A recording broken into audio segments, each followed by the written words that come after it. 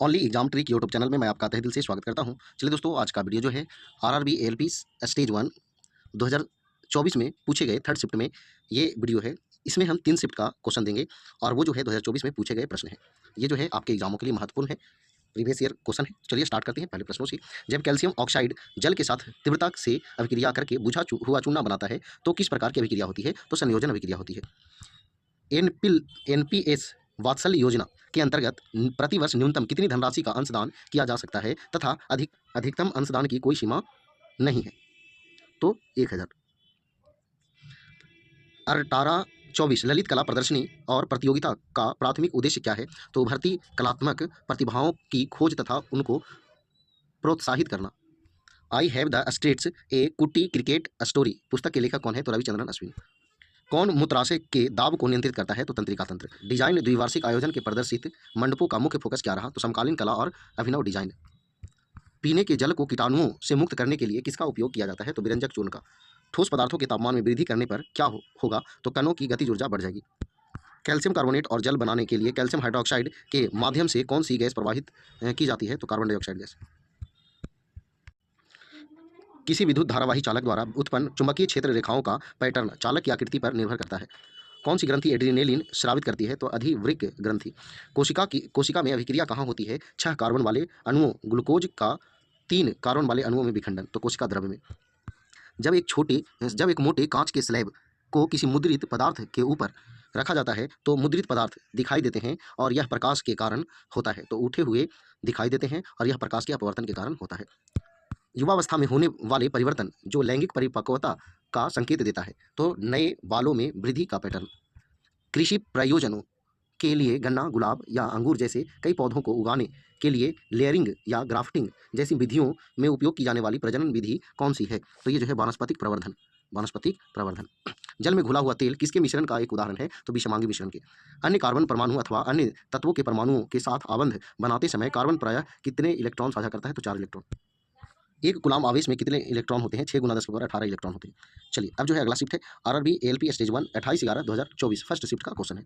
चलिए देखिएगा, मानव नेत्र में निकट दृष्टि दोष यानी मायोपिया की समस्या को किसका उपयोग करके ठीक किया जा सकता है? तो एक उचित क्षमता वाले उत्तल लेंस का उपयोग करके ठीक किया जा सकता है। कौन सा नेफ्रॉन का एक रूप के आकार का भाग है जिसके साथ ब्रिक में प्रत्येक कोशिका गुच्छ जुड़ा होता है? तो बोमन झिल्ली।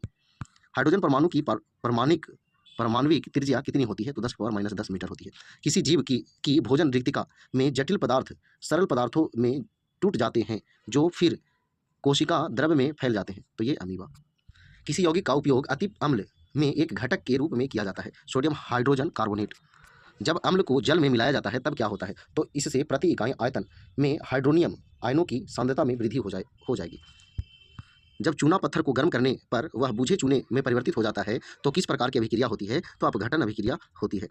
मृदा से प्राप्त जल तथा खनिज पदार्थों का वहन करता है जबकि उन पत्तियों जहां प्रकाश संश्लेषण के उत्पाद संश्लेषित होते हैं से इनका पौधे के अन्य भागों तक वहन करता है। तो जाइलम और फ्लोएम।